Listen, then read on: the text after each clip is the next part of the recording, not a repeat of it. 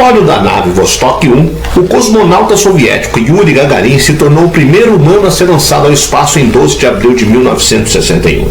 Este foi o primeiro grande marco da corrida espacial protagonizada entre os Estados Unidos e a União Soviética, que em plena Guerra Fria batalhavam secretamente para ver quem conquistava o espaço primeiro. Foi Yuri Gagarin, um nome escrito para sempre nos livros de história.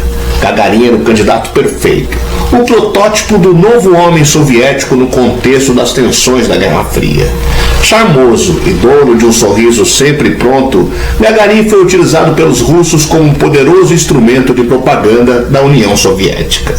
Embora nunca mais tenha voltado ao espaço, Gagarin treinou vários outros cosmonautas e em 1962 se tornou deputado.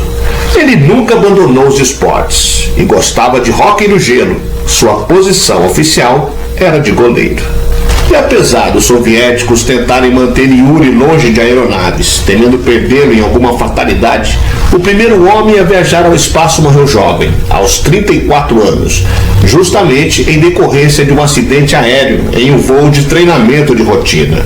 A colisão envolveu ainda outro piloto que tripulava um avião a jato de 2 lugares junto com o cosmonauta.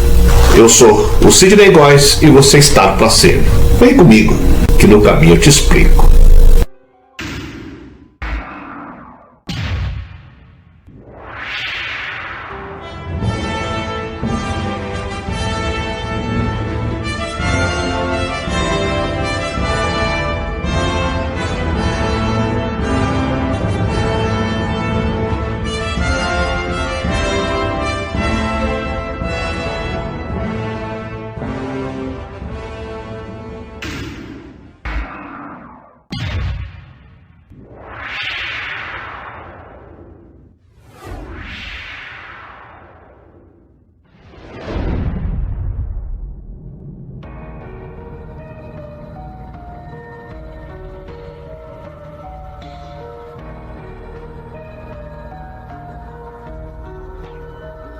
Em sua pequena nave, com pouco mais de 1,80 m de diâmetro, Yuri Gagarin, que viveu de 1934 a 1968, partiu para a viagem que seria a primeira de um ser humano ao espaço sideral. Gagarin ia mais como passageiro do que como cosmonauta. Naquela época, o piloto não conseguia nem tocar nos controles da nave. De acordo com uma transcrição de comunicação com controle de solo, Gagarin ficou impressionado com a visão da janela da cápsula, mencionando a bela aura de nosso planeta e as sombras surpreendentes lançadas por nuvens na superfície da Terra. A viagem de Gagarin ao espaço em 12 de abril de 1961 foi uma vitória da extinta União Soviética sobre os Estados Unidos na corrida espacial, e seu retorno à Terra foi um triunfo inegável. Mas, para fazer história, Gagarin enfrentou um desafio perigoso que exigia uma coragem imensa. Ele partiu para o espaço, um lugar misterioso e praticamente desconhecido na época, em uma nave que não tinha controles de resgate. Na época, ninguém confiava na segurança de foguetes, espaçonaves, controles e sistemas de comunicação, ou mesmo que os humanos poderiam sobreviver no espaço. Se a espaçonave Vostok fosse apresentada aos cientistas hoje, ninguém concordaria em lançar algo tão improvisado ao espaço, diz o engenheiro Boris Chertok, quase meio século após a missão em seu livro Foguete e Pessoas, em tradução livre para o português. Naquela época, assinei documentos afirmando que tudo me parecia bem e que garantia a segurança da missão. Nunca teria assinado isso hoje. Ganhei muita experiência e percebi o quanto corremos riscos, acrescenta. O veículo de lançamento Vostok, no qual a espaçonave do mesmo nome foi instalada, era baseado no foguete R-7, um ICBM, míssil balístico intercontinental, de 2 fases, lançados pela primeira vez em agosto de 1957.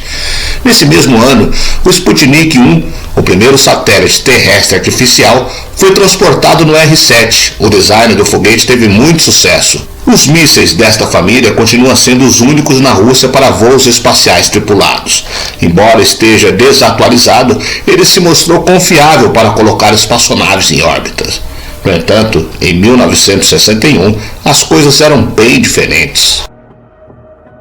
Yuri Alexeyevich Gagarin se inscreveu em 1959 em um programa reservado que buscava recrutar futuros cosmonautas.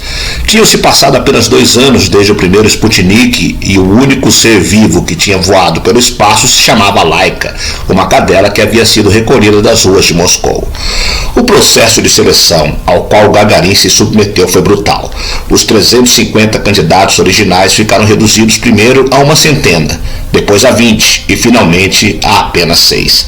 Segundo a lenda, o projetista-chefe Sergei Korolev tinha preferência por Gagarin, não só por seu excelente rendimento nas provas, como também porque foi o único que reconheceu estar completamente tonto depois de uma sessão na centrífuga. Todos os seus colegas garantiram ter desfrutado da prova. Korolev considerou que só dele se poderia esperar um relatório sincero quando voasse pelo espaço. Gagarin decolou em 12 de abril de 1961 a bordo da Vostok 1. Deu apenas uma volta em torno da Terra, 90 minutos que o transformaram em uma celebridade mundial. De seus 5 colegas restantes, 4 voariam depois em cápsulas semelhantes. O quinto, Grigori Neribov, foi expulso por um caso de indisciplina após uma colossal bebedeira. Em seu lugar, o último voo do programa ficou a cargo de uma mulher, Valentina Tereshkova, que mais tarde se casaria com o terceiro cosmonauta, Adrian Nikolaev, do qual se divorciaria tempos depois. Em uma versão moderna da condenação da memória, Neribov desapareceu oficialmente do programa espacial russo. Sua imagem foi apagada com aerografo, o Photoshop da época, de todas as fotografias oficiais. Às vezes, com pouca habilidade, esquecia-se de apagar uma mão ou um pé, que ficava flutuando. Assim nasceu a lenda do cosmonauta russo perdido no espaço com uma identidade nunca reconhecida. Designado para uma remota base aérea na Sibéria Oriental, morreu em 1966 sob as rodas de um trem perto de Vladivostok. O voo de Gagarin ocorreu enquanto a NASA preparava, por sua vez, o lançamento de seu primeiro astronauta. Era o início do programa MySpace, que depois seria conhecido como Mercury. Mais uma vez, a União Soviética se antecipava aos planos americanos. Essa decepção e a necessidade urgente de restaurar o prestígio nacional impulsionaram a decisão do então presidente americano John Kennedy de chegar à Lua antes que a década terminasse e, é claro, antes dos russos. Até então, a NASA tinha selecionado 7 pilotos militares para seu corpo de astronautas, entre eles nenhuma mulher. Existia um programa paralelo financiado com fundos privados, do qual participariam 13 candidatas, mas a NASA só enviaria uma mulher ao espaço 20 anos depois. O primeiro astronauta americano foi Alan Shepard. Ele voou embutido em uma cápsula diminuta impulsionada por um foguete derivado do V-2 alemão de Von Braun. Foi um mero salto de pulga de 160 km sobre o Atlântico, mas a NASA teve a habilidade de vendê-lo como equivalente à façanha de Gagarin. Isso e uma série de reportagens na revista Life transformaram Shepard e seus colegas em protótipos do herói americano ainda antes mesmo de voar. Dos 7 do Mercury, 6 viajaram pelo espaço. Um leve problema cardíaco afastou do serviço Donald Layton, que foi nomeado chefe do escritório de astronautas, um cargo que acumulava enorme poder. Ele decidia, por exemplo, quem voaria em cada missão, entre eles Neil Armstrong, selecionado de um segundo grupo de astronautas, e Buzz Aldrin, escolhido de um terceiro grupo. Quando começaram as missões rumo à Lua, Slayton tinha a intenção de que pelo menos um dos astronautas Mercury originais participasse de uma delas, mas não havia muito onde escolher. Grissom tinha morrido no incêndio da cápsula Apollo durante um teste em 1967. Green, que sempre carregou a aura de herói por excelência, era senador em Washington. Carpenter, descartado como resultado de seu comportamento deficiente em sua única viagem orbital, dedicava-se naquele momento à exploração submarina. Schirra tinha saído da NASA para colaborar com o mítico Walter Kochich nas transmissões de cada voo pela TV. E Cooper era mal visto por sua atitude muito relaxada durante os treinamentos. A única opção que restava era Alan Shepard. Ele estava de novo na ativa, depois de superar uma síndrome de Meniere que o manteve confinado em terra durante anos. E tinha aproveitado bem esse tempo. Era o único astronauta milionário, graças a seus investimentos imobiliários. Recebeu o comando da Apollo 14 e foi à Lua em 1972, liderando a tripulação com menos experiência. 15 minutos de voo espacial entre os três.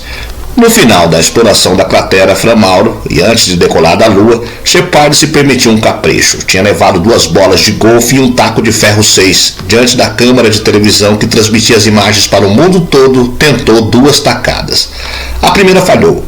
A segunda enviou a bola a milhas e milhas de distância. Certamente um exagero, mesmo levando em conta a baixa gravidade lunar. Na memória popular, esse foi o momento culminante da expedição da Apollo 14. Quanto a Yuri Gagarin, seu status de ídolo nacional acabou sendo contraproducente para ele. Foi excluído do programa de missões espaciais para não se expor a algum acidente, como o que custou a vida de seu colega amigo Vladimir Kamarov. Mas a preocupação foi inútil. Ele morreu quando o caça que pilotava, acompanhado por um instrutor, caiu durante um voo de rotina em 1968. Gagarin tinha acabado de fazer 34 anos.